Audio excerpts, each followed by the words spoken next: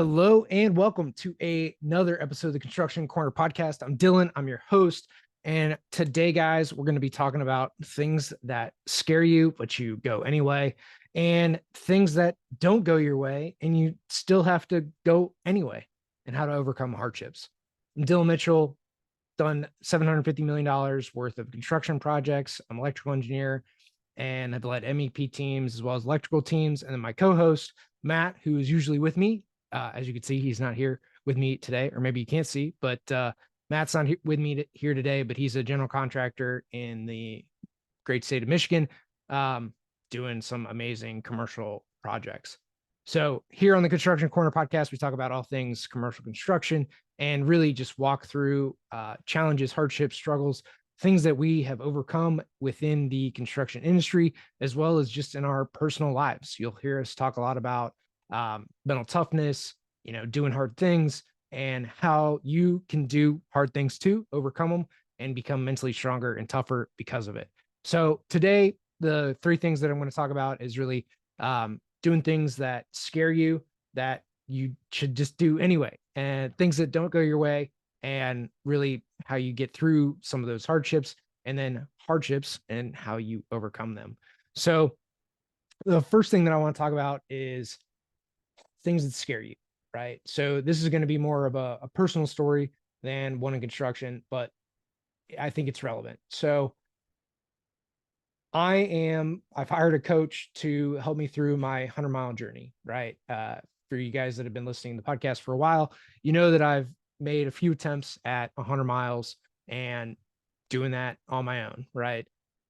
It hasn't worked out. It hasn't gone the way that I planned. This last attempt, I beat my personal record by 26 miles, which is awesome, right? Full marathon, further than I've ever gone before, on my feet for 3.5 hours longer than I've ever done before. So there was a lot of good things that came from it. And in that, it's still not the goal, but I want to hit this thing called a 100-mile race, right? To complete a 100-mile race.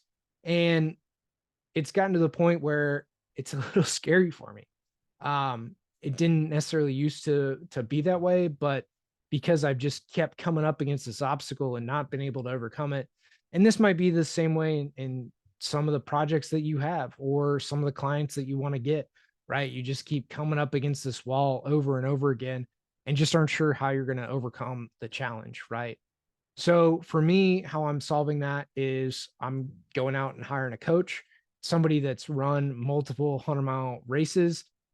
This guy is not a coach by trade or anything like that. I actually met him on a 24-hour event that I did in Georgia last year, and just reached out to him, was like, hey man, will you help me? Will you coach me? Can I hire you to coach me to run 100 miles? And so, we'll develop a training plan, all that kind of stuff, pick a race to get me across that finish line of 100 miles. And so in doing this, and I'm part of the Arte Syndicate, and that coaching, I'm part of another marketing mastermind group and coaching there. And what I've found is, in both of those instances with Arte and the other marketing group that I'm a part of, is you don't get necessarily that personalized care, right? Those little details that you really need to make that big breakthrough that you're looking for, right? A lot of it is very good general information. Now it's more specific than you would see on a podcast or anything like that, but they don't get into your specific scenario, right? They just don't have time. There's a lot of people in the group. And so while the information is super valuable and super helpful, the group is a great thing to be a part of. At the same time, there just isn't that personalized thing, do this, tweak these, words in your sales letters or copy, or, do this on your website, or, hey, this is how you should really be leading. And these are the exact words you should say to your people in a leadership meeting, right? It's not that type of detail. Or this is how you should price your products. This is the inventory you should hold. This is how to manage all that stuff, right? From a business concept, it's not doing any of that, right? Or in construction, it's not saying hey, you've got to go after as many projects as you can, knowing that you're only going to win 30% of them. So you just go and market your ass off and you're going to win 30% of them because that's just how the cookie crumbles, right? Financing falls through on the owner's part.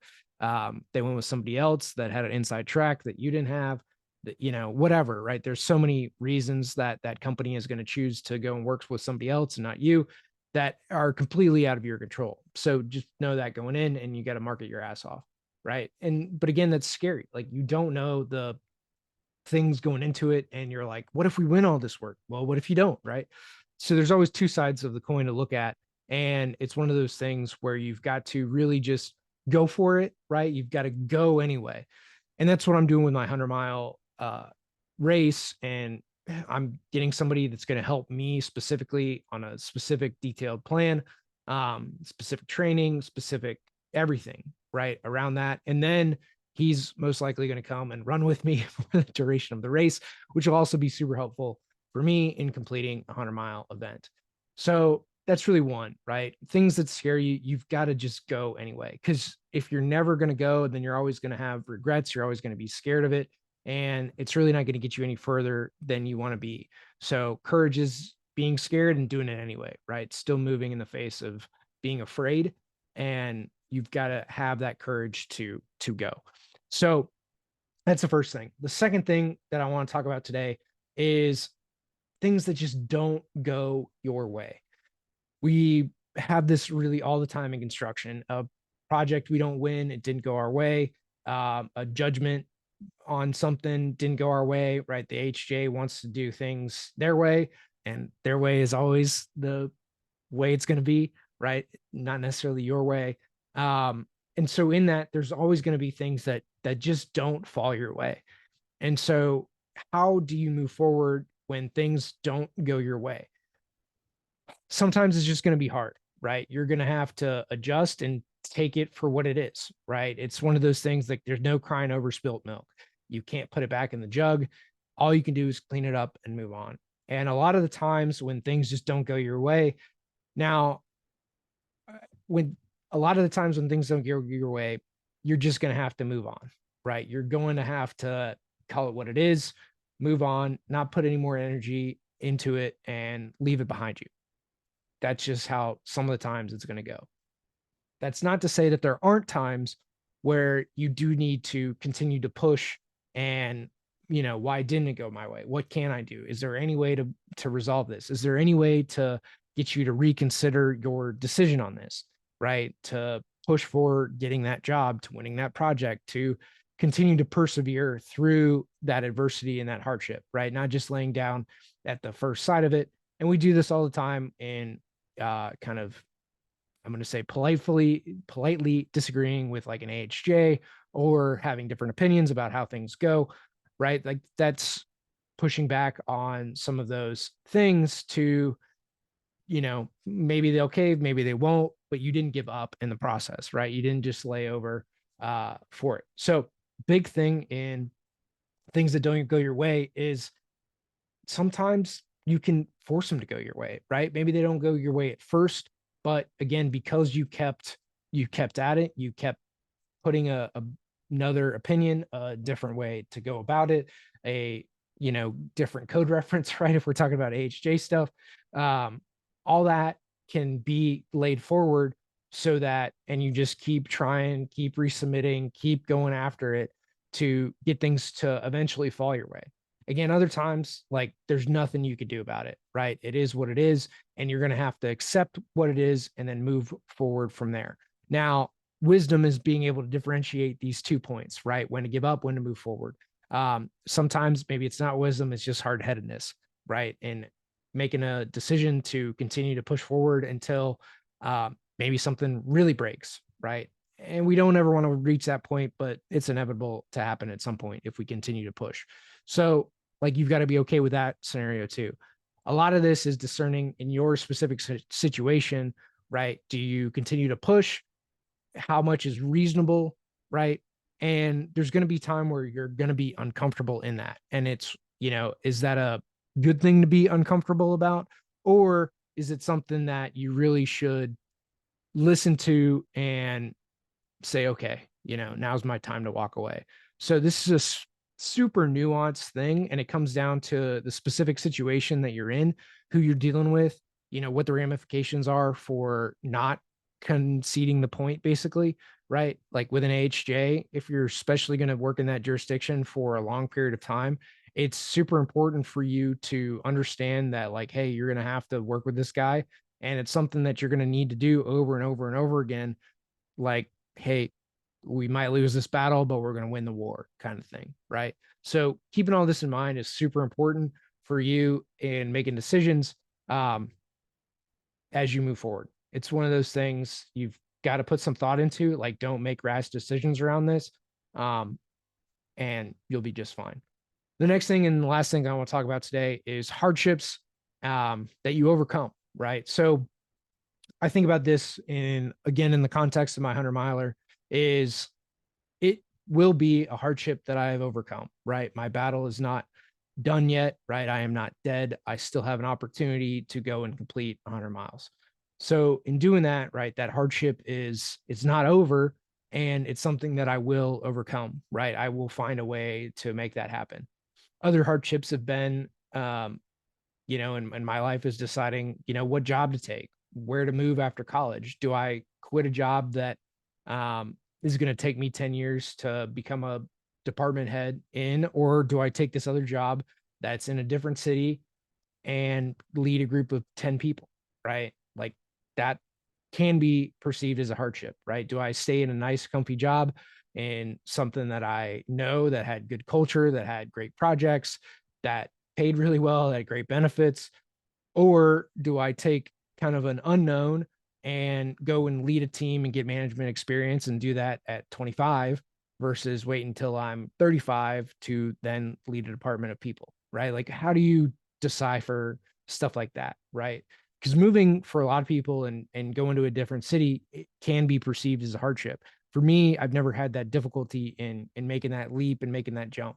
Kind of once it's been decided, like, I don't have a problem moving states or cities or anything like that. It's just part of life, and we move and you move on. But for a lot of people, moving can be one of the most difficult things that you do. So hardships come in all different shapes and sizes, right? Like, you could have a period of hardship, right? Like, um, again, you didn't win a project. It could be disheartening. It can be hard to go through, or you lost a string of projects, right, that you proposed on, or an AHJ decision or city council decision or something like that, planning review commission decision didn't go your way, and you had a string of those, right? Those are all hardships in different ways, shapes, and forms that you kind of come through. And then again, it's how you bounce back after these perceived losses that really helps define you as a person. For me, and doing my 88 miles out of 100, right, that is a loss objectively. Now, subjectively, there's a lot of wins within that, right? Again, set 2 PRs in longest distance covered, longest time on feet, felt really good. Kind of after it, right? It took me 4 or 5 days to recover. So, like, there are some wins through that, but it was still an objective loss. So within any hardship, there's going to be the objective side of it, win, lose. And then there's going to be subjective pieces, right? There's things that you can do better, things that you did great, things that just didn't go your way, things that were outside of your control that you might need to try to figure out how they can become in your control. And so a lot of these things, when we talk about hardships, right, whether, you weren't born in a great zip code or a great family or any of that, right? A lot of that is perceived. Now it's, what are you going to do with it, right? The cards are what they've been dealt. So what are you going to do with the hand that you're dealt, right? How are you going to play them? And that matters just as much as the cards that you have. Granted, have pocket aces are a lot better than 2-3 offsuit, right? But how you play those cards can matter a lot. So no matter what the hardships are, no matter your difficulties in life, there is always a silver lining somewhere in them. And if you can't take one silver lining through it, you are still alive. It means you still have an opportunity. And if you're listening to this, it means you have a phone or some piece of technology that has access to the internet and all the information that basically exists in the world.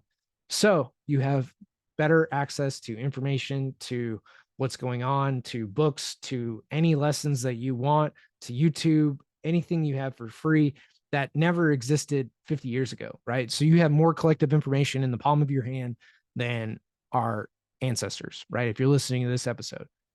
So you're live and you have access to all the information that you need. And then there's ways to collect and process money that is basically free, right? There's a lot of things that you can do, no matter your circumstance, no matter your position.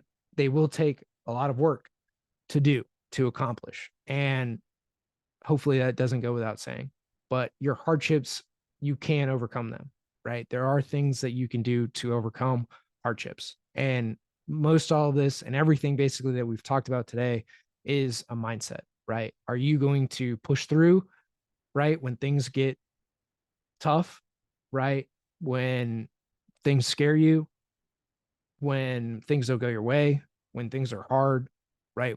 What is your mindset around those pieces? And the beauty of a mindset and where your mind is at is you can change it. You can change how you think. You can change how you feel by moving your body, exercising, reading better content. All those pieces can change pretty much everything about how your mental state is. Some things will take more time than others, but the beauty of everything that we talked about today is you can make a decision to change how you feel about them in an instant. So, guys, that's going to be this episode of the Construction Corner podcast. Until next time.